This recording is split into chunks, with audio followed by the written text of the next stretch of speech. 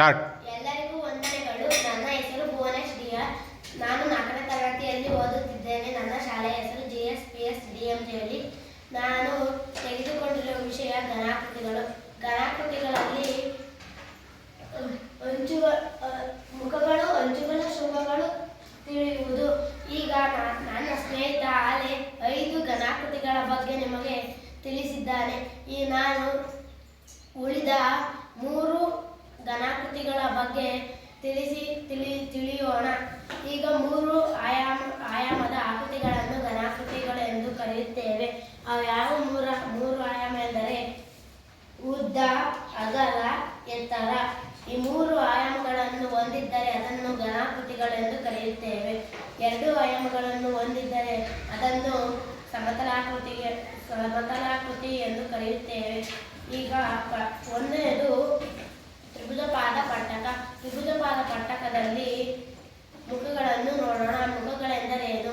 ಒಂದು ಘನಾಕೃತಿಯ ಸಮತಲ ಮೇಲ್ಮೈಯನ್ನು ಮುಖ ಎನ್ನುವರು. ಈಗ ಮುಖಗಳನ್ನು ನೋಡೋಣ.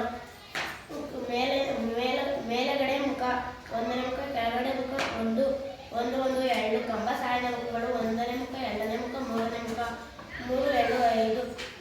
ತ್ರಿಭುಜಪಾದ ಪಟ್ಟಕವು 5 ಮುಖಗಳನ್ನು ಹೊಂದಿದೆ. It has 5 faces.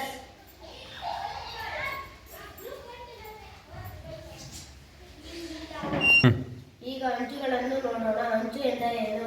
2 ಮುಖಗಳನ್ನು ಜೋಡಿಸಿರುವ ರೇಖಾಖಂಡಕ್ಕೆ ಅಂಚು ಎನ್ನುವರು. ಈಗ ಅಂಚುಗಳನ್ನು ನೋಡೋಣ. ಮೇಲ್ಭಾಗದ ಅಂಚುಗಳು 1ನೇ ಅಂಚು, 2ನೇ ಅಂಚು, 3ನೇ ಅಂಚು. ಕೆಳಭಾಗದ ಅಂಚುಗಳು 1ನೇ ಅಂಚು, 2ನೇ ಅಂಚು, 3ನೇ ಅಂಚು. ಕಂಬ ಸಾಲಿನ ಅಂಚುಗಳು 1ನೇ ಅಂಚು, 2ನೇ ಅಂಚು, 3ನೇ ಅಂಚು. 9. ತ್ರಿಭುಜಪಾದ ಪಟ್ಟಕವು 9 ಅಂಚುಗಳನ್ನು ಹೊಂದಿದೆ. It has 9 edges.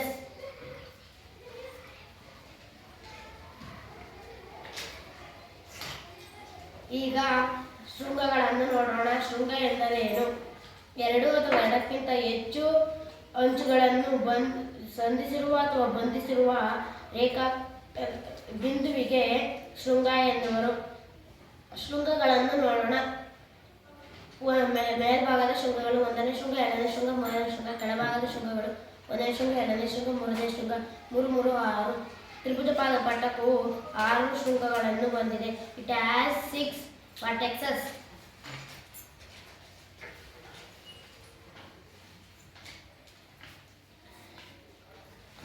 ಈಗ 7ನೇದು ವರ್ಗಪಾದ ಗೋಪುರ. ವರ್ಗಪಾದ ಗೋಪುರದಲ್ಲಿ ಎಷ್ಟು ಮುಖಗಳಿವೆ ಎಂದು ತಿಳಿಯೋಣ. ಈಗ ಕೆಳಭಾಗದ ಸಮತಲ ಮುಖ 1, ಕಂಬ ಸಾಲಿನ ಮುಖಗಳು 1ನೇ ಮುಖ, 2ನೇ ಮುಖ, 3ನೇ ಮುಖ, 4ನೇ ಮುಖ. 4 1 5.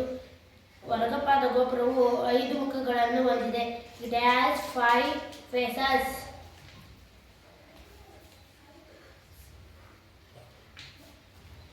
ಈಗ ಅಂಚುಗಳನ್ನು ನೋಡೋಣ.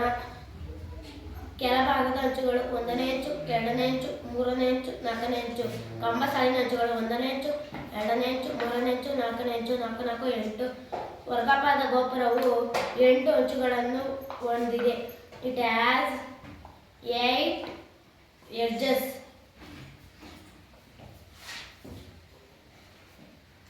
ಈಗ ಶೃಂಗಗಳನ್ನು ನೋಡೋಣ. ಕೆಳಭಾಗದ ಶೃಂಗಗಳು 1ನೇ ಶೃಂಗ, 2ನೇ ಶೃಂಗ, 4ನೇ ಶೃಂಗ. ಮೇಲ್ಭಾಗದ ಶೃಂಗ 1 4 1 5. ವರ್ಗಪಾದ ಗೋಪುರವು 5 ಶೃಂಗಗಳನ್ನು ಹೊಂದಿದೆ. It has 5 vertices.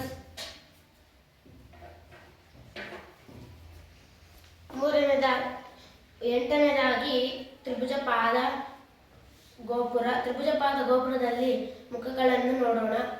ಸಮತಲ ಮುಖ 1, ಕಂಬ ಸಾಲಿನ ಮುಖ 1 2 3 3 1 4. ತ್ರಿಭುಜಪಾದ ಗೋಪುರವು 4 ಮುಖಗಳನ್ನು ಹೊಂದಿದೆ. It has 4 faces.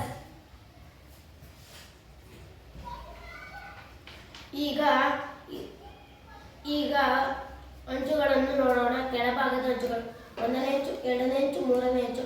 ಕಂಬ ಸಾಲಿನ ಅಂಚುಗಳು 1ನೇ ಅಂಚು, 2ನೇ ಅಂಚು, 3ನೇ ಅಂಚು. 3 3 6. ತ್ರಿಭುಜಪಾದ ಗೋಪುರವು 6 ಶೃಂಗ ಅಂಚುಗಳನ್ನು ಹೊಂದಿದೆ. ಈಗ ಇಟ್ ಹ್ಯಾಸ್ 6 edges. ಎಡ್ಜಸ್. ಈಗ ಶೃಂಗಗಳನ್ನು ನೋಡೋಣ. ಕೆಳಭಾಗದ ಶೃಂಗ 1, 2, 3, ಮೇಲ್ಭಾಗದ ಶೃಂಗ 1, 1, 3, 1, 4.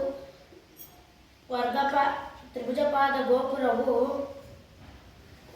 4 ಶೃಂಗಗಳನ್ನು ಹೊಂದಿದೆ. It has 4 ವರ್ಟೆಸಸ್.